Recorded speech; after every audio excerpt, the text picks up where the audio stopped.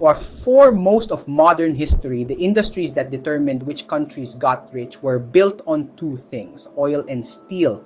Nations that controlled those inputs or sat along the routes that moved them captured enormous wealth for generations.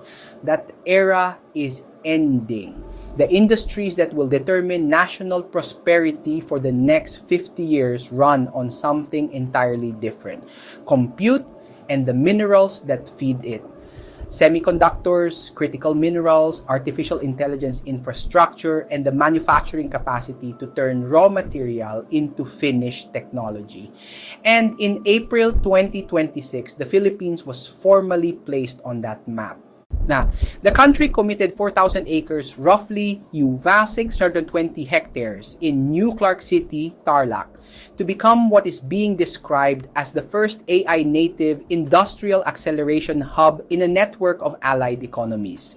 Today, we are going to set aside the headlines and do what this channel does. Look at it purely as an economic and investment question. What does this actually mean for Philippine industrial land, for power demand, for exports, and most importantly, for the listed companies that sit directly in the path of it? Let us start with the economic logic, because understanding why the Philippines was selected tells you which sectors actually benefit. There are three reasons the country is being positioned this way. The first is that the Philippines is already deeply embedded in the global electronics supply chain, and most Filipinos do not realize how deeply. Electronic products consistently account for more than half of the country's total merchandise exports, not agriculture, not textiles, electronics. The country is already a major site for semiconductor assembly, testing, and packaging, which is the back end of chip manufacturing. So this is not a new industry being invented from nothing. It is an existing industrial base being expanded and moved up the value chain. The second reason is minerals. The Philippines holds significant reserves of nickel, copper, chromite, and cobalt. These are not ordinary commodities anymore. They are the physical inputs for semiconductors, batteries, and the electrical infrastructure that powers data centers. Copper in particular is essential for the microscopic wiring inside chips and for the enormous electrical systems that AI facilities require. In an era where compute is the bottleneck, the countries holding the minerals that enable compute have leverage they did not have before. The third reason is geography. Luzon sits at the center of Indo-Pacific trade routes with proximity to the established manufacturing corridors of Japan, South Korea, and Taiwan. For a supply chain being deliberately diversified across multiple countries, that location has real logistical value. Now, let us get to what actually matters for investors, which is where the money lands. The first and most direct beneficiary is industrial real estate in central Luzon. We have covered this corridor before on this channel, and this development reinforces the thesis dramatically. Central Luzon was already projected to deliver hundreds of hectares of new industrial supply, far outpacing the traditional southern corridor. Now it has been designated as the anchor site for an internationally coordinated technology hub. The site is administered by the Basis Conversion and Development Authority, which has offered a 2-year grace period on lease payments as an in-kind contribution to get the project moving. Reports indicate that more than 50 companies, including several global technology firms, have expressed interest in investing. What this means in practical terms is a potential sustained increase in demand for industrial land, warehousing, logistics facilities, and eventually the residential and commercial development that follows industrial employment. If you own or are considering exposure to Philippine industrial estate developers, township builders in the Clark and Tarlac corridor, or logistics infrastructure, this is directly relevant to your thesis.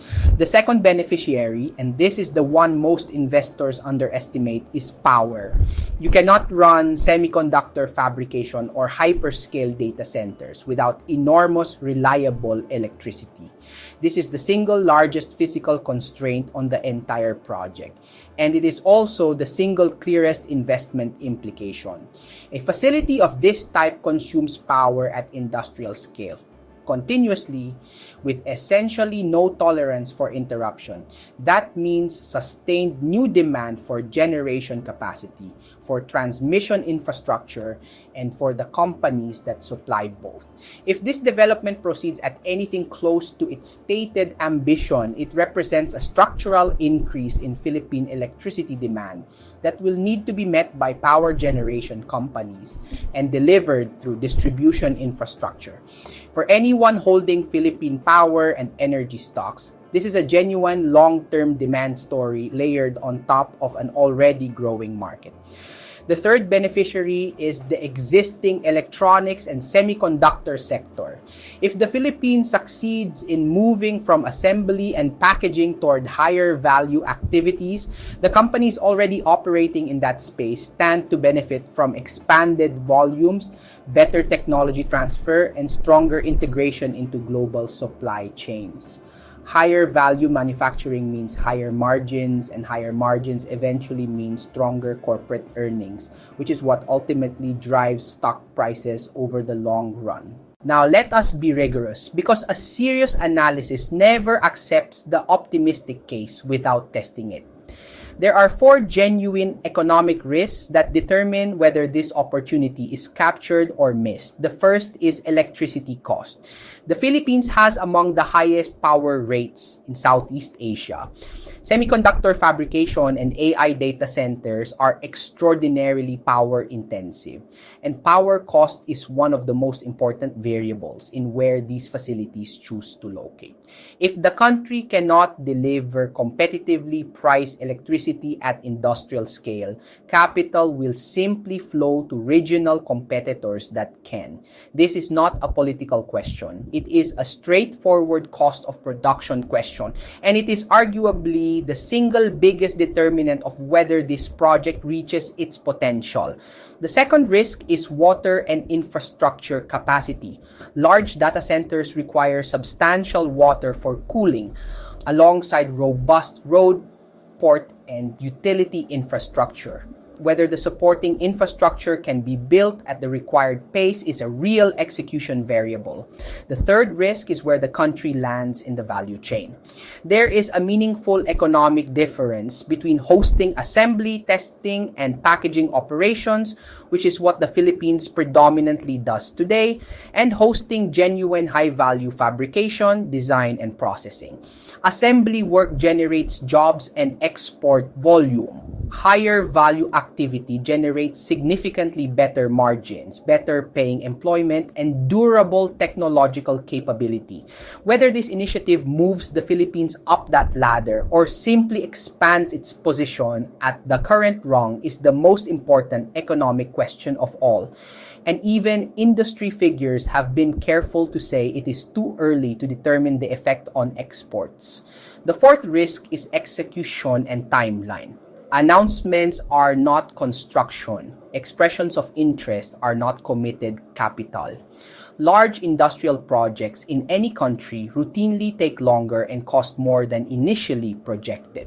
A disciplined investor treats stated ambitions as a possibility to monitor, not an outcome to price in today.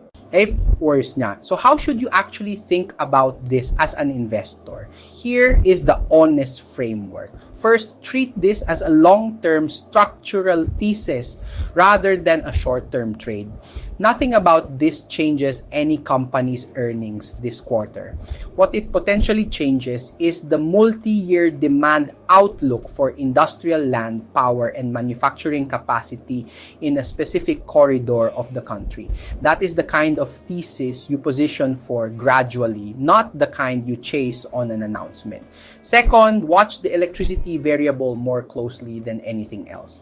if you see serious movement on expanding generation capacity and improving industrial power competitiveness, that is the strongest signal that this project is real and will scale.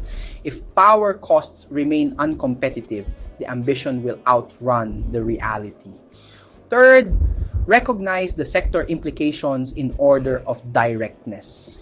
Industrial estate and township developers in the central Luzon corridor sit closest to the opportunity. Power generation and energy infrastructure sit second, with a demand story that is large and long dated. Logistics, ports, and construction sit third, and the broader economy benefits last and least directly through employment, exports, and eventually consumption. Fourth, hold the appropriate skepticism. The most valuable thing an investor can do with a story like this is neither dismiss it nor believe it entirely. It is to identify the specific measurable milestones that would confirm it is happening. Committed capital rather than expressed interest. Construction rather than announcements. Power capacity contracted rather than discussed. Watch for those and you will know whether the thesis is becoming real long before the market prices it in. The larger point is this. The global economy is being reorganized around compute, semiconductors, and the minerals and energy that make them possible. That reorganization will create winners and losers among countries, and the Philippines has just been formally placed inside the network where those decisions are being made.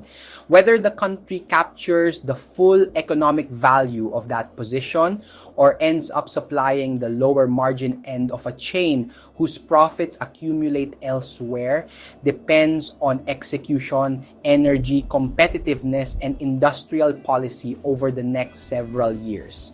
For an investor, that is not a reason for either euphoria or dismissal. It is a reason to pay very close attention to a specific corridor of the country, a specific set of sectors, and a specific set of measurable milestones. Because the industries that define the next 50 years are being located right now. And for the first time in a long time, some of those decisions are being made about land that sits about 2 hours north of Manila.